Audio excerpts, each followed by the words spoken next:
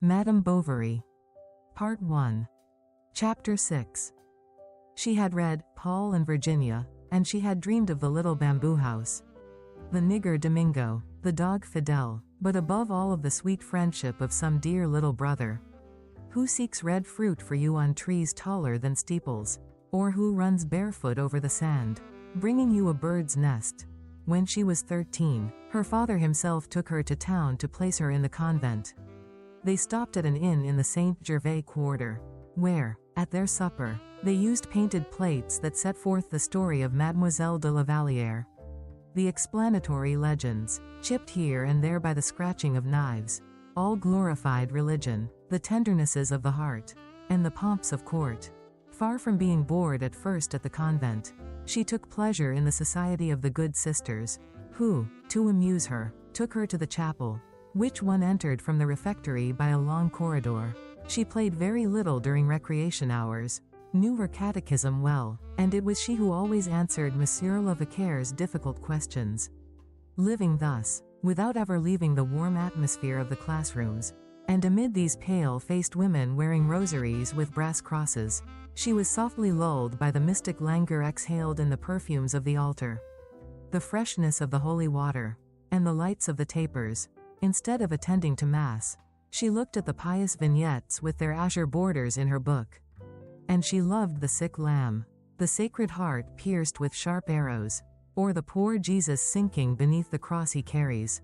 She tried, by way of mortification, to eat nothing a whole day. She puzzled her head to find some vow to fulfill. When she went to confession, she invented little sins in order that she might stay there longer. Kneeling in the shadow, her hands joined, her face against the grating beneath the whispering of the priest, the comparisons of betrothed, husband, celestial lover, and eternal marriage, that recur in sermons, stirred within her soul depths of unexpected sweetness. In the evening, before prayers, there was some religious reading in the study. On weeknights it was some abstract of sacred history or the lectures of the Abbé Frasianus, and on Sundays passages from the Génie du Christianisme.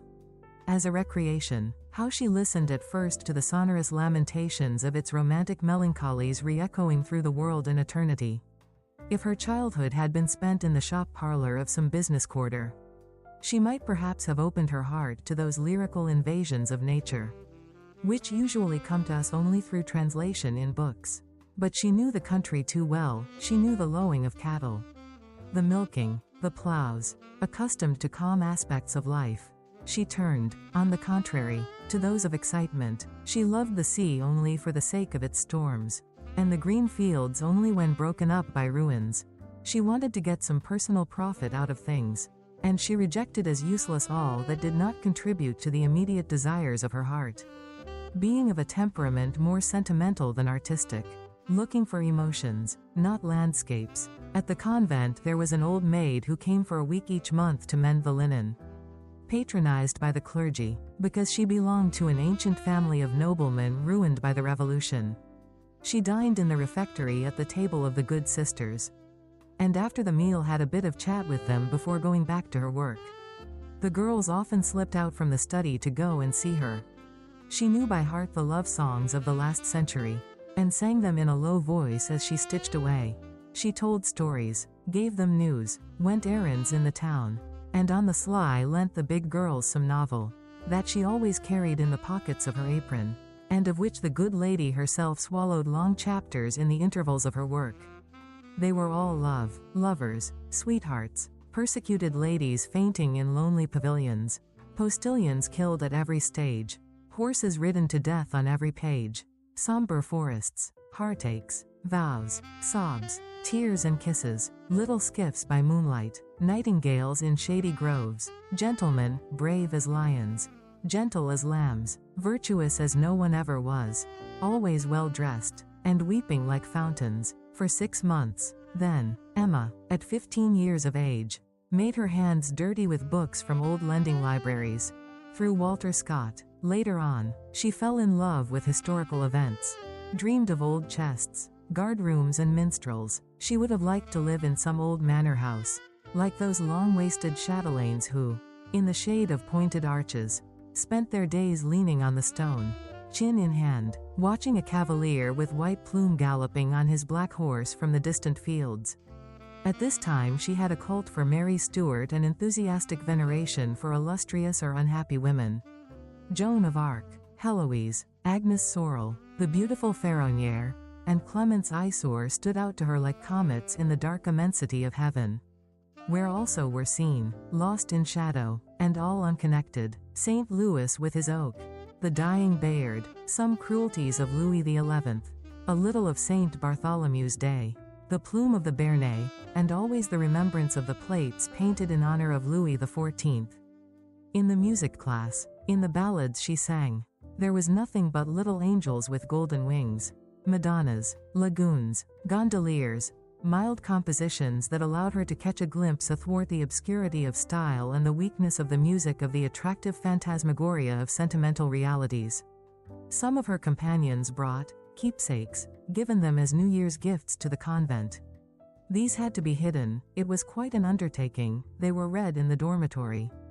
Delicately handling the beautiful satin bindings, Emma looked with dazzled eyes at the names of the unknown authors, who had signed their verses for the most part as counts or viscounts. She trembled as she blew back the tissue paper over the engraving and saw it folded in two and fall gently against the page. Here behind the balustrade of a balcony was a young man in a short cloak, holding in his arms a young girl in a white dress wearing an alms bag at her belt, or there were nameless portraits of English ladies with fair curls, who looked at you from under their round straw hats with their large clear eyes. Some there were lounging in their carriages, gliding through parks, a greyhound bounding along in front of the equipage driven at a trot by two midget postilions in white breeches. Others, dreaming on sofas with an open letter, gazed at the moon through a slightly open window half draped by a black curtain. The naive ones, a tear on their cheeks, were kissing doves through the bars of a Gothic cage, or, smiling, their heads on one side, were plucking the leaves of a marguerite with their taper fingers, that curved at the tips like peaked shoes. And you, too, were there, sultans with long pipes reclining beneath arbors in the arms of bayadares, jars, Turkish sabers, Greek caps, and you especially, pale landscapes of dithyrambic lands, that often show us at once palm trees and firs, tigers on the right, a lion to the left, Tartar minarets on the horizon, the whole framed by a very neat virgin forest, and with a great perpendicular sunbeam trembling in the water, where, standing out in relief like white excoriations on a steel-gray ground, swans are swimming about, and the shade of the argand lamp fastened to the wall above Emma's head lighted up all these pictures of the world that passed before her one by one in the silence of the dormitory, and to the distant noise of some belated carriage rolling over the boulevards. When her mother died, she cried much the first few days.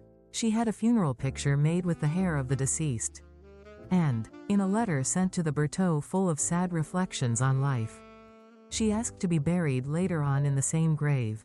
The goodman thought she must be ill, and came to see her. Emma was secretly pleased that she had reached at a first attempt the rare ideal of pale lives, never attained by mediocre hearts.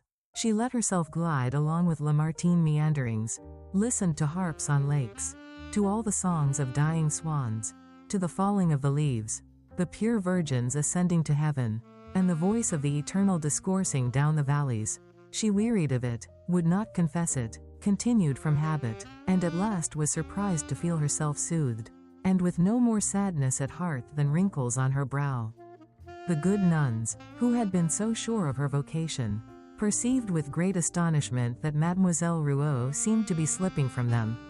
They had indeed been so lavish to her of prayers, retreats, novenas, and sermons, they had so often preached the respect due to saints and martyrs, and given so much good advice as to the modesty of the body and the salvation of her soul, that she did as tightly reined horses, she pulled up short and the bit slipped from her teeth. This nature, positive in the midst of its enthusiasms, that had loved the church for the sake of the flowers, and music for the words of the songs, and literature for its passional stimulus, rebelled against the mysteries of faith as it grew irritated by discipline, a thing antipathetic to her constitution. When her father took her from school, no one was sorry to see her go. The Lady Superior even thought that she had latterly been somewhat irreverent to the community. Emma, at home once more, first took pleasure in looking after the servants, then grew disgusted with the country and missed her convent. When Charles came to the Bertaux for the first time, she thought herself quite disillusioned, with nothing more to learn, and nothing more to feel. But the uneasiness of her new position, or perhaps the disturbance caused by the presence of this man, had sufficed to make her believe that she at last felt that wondrous passion which, till then, like a great bird with rose-colored wings, hung in the splendor of the skies of poesy, and now she could not think that the calm in which she lived was the happiness she had dreamed.